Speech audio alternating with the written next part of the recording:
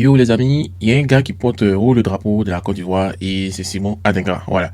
C'est le genre de gars qui te fait kiffer le foot, voilà, en le regardant jouer. Et il est né le 1er janvier 2002 à Bobo et il a grandi avec le ballon au pied. Aujourd'hui, il fait vibrer les stades en Europe, surtout à Brighton, en première ligue. Il a 21 ans, 23 ans autant que moi, il a marqué l'histoire des éléphants en étant homme du match de la finale de la CAN 2023 avec deux passes décisives qui ont offert un trophée à la Côte d'Ivoire face au Nigeria, voilà. Beaucoup se demandent qui est ce gars, quel est son profil, ses forces et ses faiblesses, comment est-ce qu'il peut jouer avec les joueurs ivoiriens, dans quel système il brille, dans quel système il galère, est-ce qu'il peut apporter encore un plus à l'équipe nationale ivoirienne. Donc on va tout balancer dans cette vidéo. N'hésitez pas à vous abonner pour ne rien rater. Voilà. Simon Atengra, c'est un ailier. Voilà, un ailier qui fait 1m75. Il n'est pas le plus grand, mais il le compense voilà, par sa vitesse de fou et aussi une technique qui fait mal. Il préfère jouer sur le côté gauche ou il préfère rentrer avec son pied droit pour enrouler à la l'artillerie ou centrer. Voilà. Il sait dépanner à droite aussi, mais en attaque centrale, bon, en besoin, mais moi, c'est ça qu'il a. Il a été formé à l'académie Right to Dream. Il a signé son premier contrat à Nordjylland au Danemark en 2020 où il a rejoint Brighton en 2022. Il a été prêté à l'Union Saint-Gilloise en Belgique où il a explosé avec 15 buts et 15 passes décisives en une saison en Belgique. Voilà. Avec les éléphants, il a déjà 20 sélections, il a 2 buts et des passes qui pèsent lourd comme ceux de la finale de la CAN. Voilà. C'est un joueur qui est très rapide et il est vraiment fort lorsqu'il y a des grands moments. Voilà.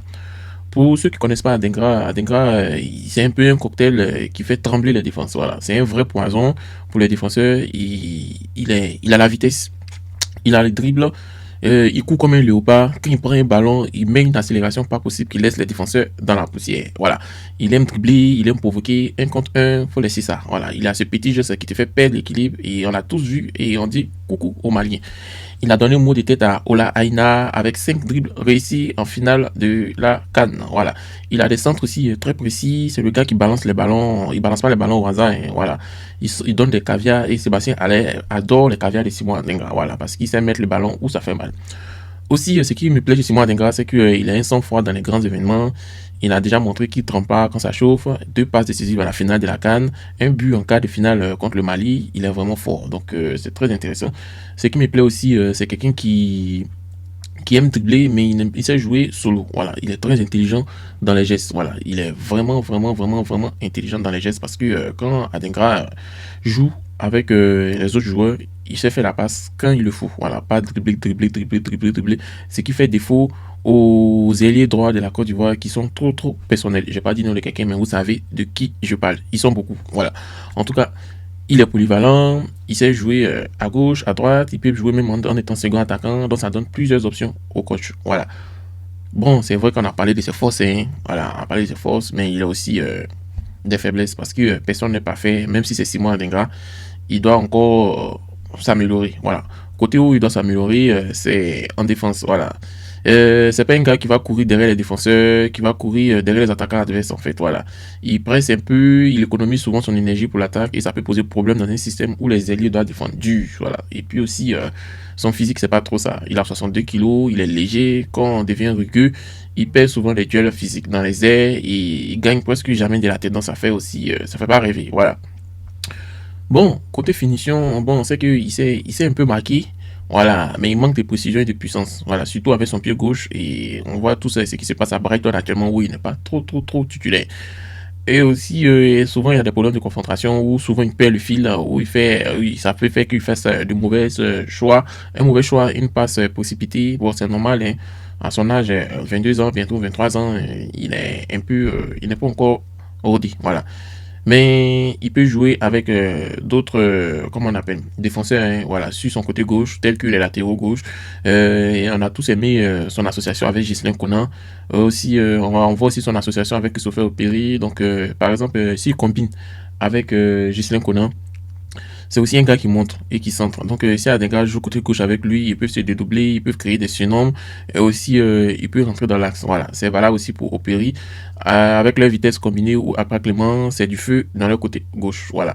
Il y a d'autres défenseurs comme Sengo. Bon, si il joue ailier droit, Sengo aussi, c'est vraiment un tank, donc il aime attaquer. Donc, ils peuvent lui donner des ballons en profondeur pour qu'ils partent en un contre un. Les deux peuvent alterner aussi. Voilà.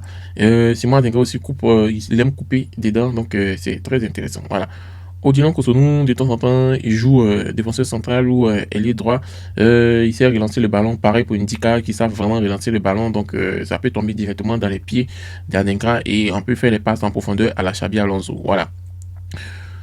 Simon Adenga doit vraiment communiquer avec eux. Voilà, il faut qu'il communique avec eux. Il faut qu'il apprenne les défenseurs des milieux. Il faut que les automatismes viennent pour qu'il soit exploité, en plus exploiter son potentiel à 100%. Voilà. Et aussi, s'il entend là, ça peut faire des étincelles. Côté système de jeu, il est particulièrement à l'aise dans le 4-3 ou le 4-2-3-1.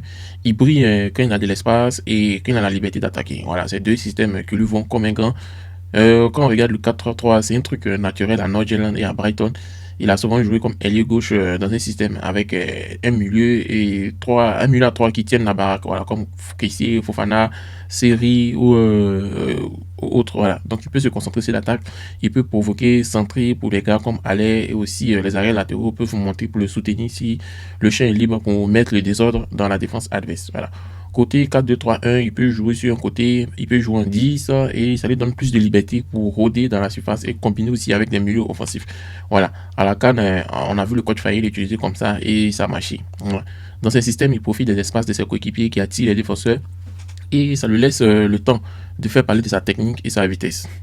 Mais il n'y a pas que le système où il est à l'aise, il y a des systèmes où il n'est pas à l'aise contre le 3-5-2 où il y a un système où on sait qu'il galère un peu. Pourquoi? Parce que les alliés deviennent souvent des pistons et ça demande à défendre beaucoup. Voilà, ça c'est le truc de Hassan Kamara, mais Simon Nega n'est pas trop à l'aise. À l'Union Saint-Gilloise, ils l'ont testé et il n'était pas à 100% à l'aise. Courir après comment on appelle, les attaques adverses, c'est pas son fort. Voilà, il perd l'énergie, il préfère mettre en attaque. En plus, sans vrai ailier sur ce côté, il a moins d'options pour combiner. Voilà, donc avec les éléphants, si le coach Faye passe en 3-5-2, il pourra jouer comme second attaquant avec Aller, mais il perdrait son rôle de dynamiteur sur le côté où il est très dangereux. Voilà, donc c'est un système qui l'arrange pas. Voilà, en d'autres thèmes. Et puis aussi, qu'est-ce qu'il peut apporter à l'équipe de Côte d'Ivoire? Bon, c'est vraiment une pépite. Hein. Ils ont déjà apporté 2 passes décisives avec une canne, un but égalisateur contre le Mali. C'est qu'il apporte, c'est du danger offensif. Voilà. Avec sa vitesse et ses dribbles, il met la pression sur n'importe quelle défense. Il peut débloquer des matchs serrés, comme il a fait pendant la canne. Il a aussi de la créativité. Voilà, ses centres sont très intéressants. Premier but de Guiladoué, le but de Sébastien Aller, le but de Franck ici en finale, c'est de l'or. Voilà, donc il y a les joueurs comme Crasso, Aller, bientôt Gisson, qui va créer les occasions pour eux. Simon Adenga aussi a un mental de gagnant avec une canne remportée, meilleur joueur de la finale. Il sait gérer la pression, il sait porter l'équipe dans les moments chauds et aussi il a de la jeunesse et de l'avenir. Voilà, il est légende, il y a des équipes où il y a Drogba, il y a Touré qui sont partis. Adenga représente la nouvelle génération. Il peut être un leader offensif dans les années à venir pour les cannes 2025 et les autres cannes. Voilà. En tout cas, c'est une fierté nationale de voir un gars d'Abobo briller en première ligue avec les éléphants. Ça donne de l'espoir aux petits du quartier et ça montre que le rêve est possible. Voilà. En gros, quand je regarde Simon Adenga, c'est que je vois un crack en devenir. Pour moi, c'est une bénédiction pour la Côte d'Ivoire parce qu'il a beaucoup de force, il a les vitesses techniques, il a le sang-froid et ça fait de lui un joueur spécial. Ses faiblesses sont une juste question de temps en fait. Voilà, il n'a que 23 ans, il a une marge encore pour devenir un monstre. Et avec les défenseurs ivoiriens, il peut former des duos, surtout sur le côté avec Sengo et Conan. Et bon, le 4-3-3, c'est son terrain de jeu. Il faut que le coach continue de le mettre là-dedans. Il faut qu'aussi on essaie aussi le 4-2-3-1 où il est un électron libre, on voit ce qu'il donne. Il faut aussi qu'il s'améliore en 3-5-2. C'est vrai que c'est pas son truc, mais il faut qu'il s'améliore. Voilà. Il apporte du piment qui manquait parfois à l'équipe. C'est un gars qui fait la différence. Tout seul, il peut galvaniser les autres et les supporters. Donc, nous, on croit en lui. Et les éléphants encore peuvent rêver grand si Simon Dienga continue à progresser et mettre le feu. Donc, on est vraiment tous derrière lui. Voilà. Donc, cher ami, c'est tout pour Simon Adenga. Qu'est-ce que vous en pensez? Quelles sont ses qualités? Quelles sont ses faiblesses? Où vous le voyez dans les années à venir? Et qu'est-ce qu'il peut réellement apporter à l'équipe de Côte d'Ivoire? On aimerait bien le savoir. Donc, merci et puis passez une agréable journée.